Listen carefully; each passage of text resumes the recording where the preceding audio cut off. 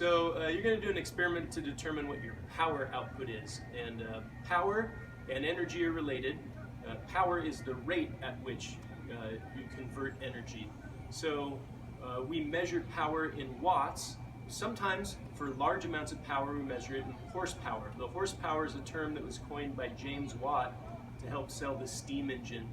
So at the time the steam engine was invented, a lot of people did their work with beasts of burden, largely horses or mules, and it just made sense to compare what the steam engine could do to what a horse could do. So a horse with a sustained output level, not their maximum effort, but something a horse can sustain over a long amount of time.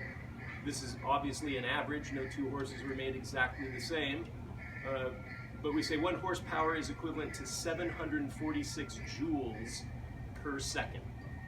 So you're going to see if you can do work at that same rate by running a staircase. So if you want to come in close and take a look, one of the first tasks you have to do in this experiment is just to measure the height of the steps that you're going to run. And I think it's a good idea to measure 3 steps. So this is 17 point, I leave it up to you to determine. Zoom in on the next step.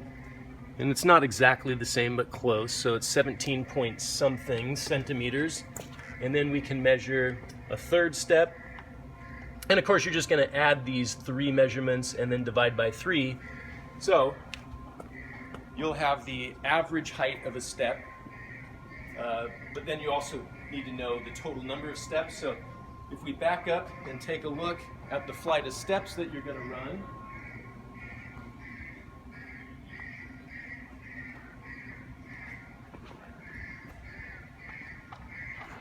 so you can run several flights. That you don't want to go so high that you are no longer able to run, right?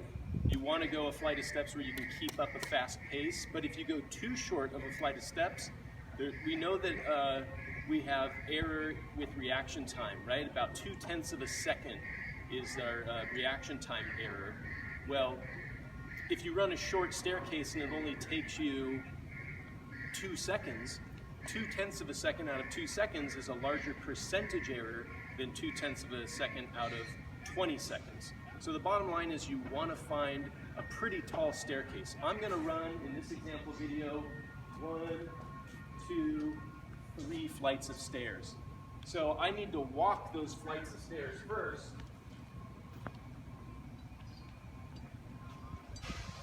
And just count them out. 1, 2, 3, 4, 5.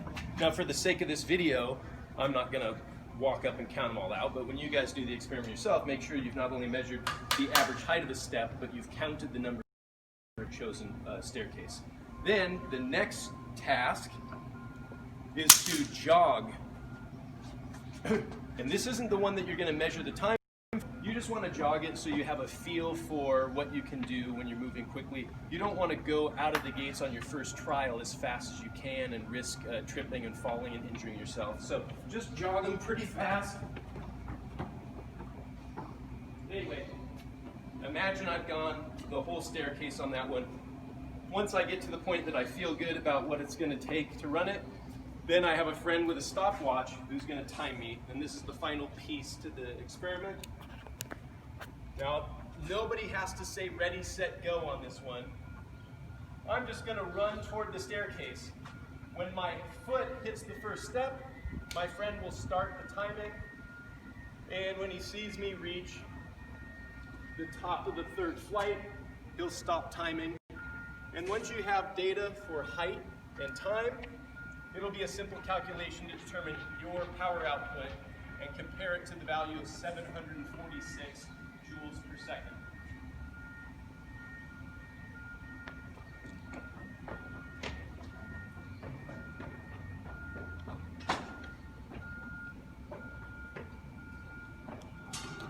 Okay, and the time is? 8.11 seconds. All right, thanks for watching.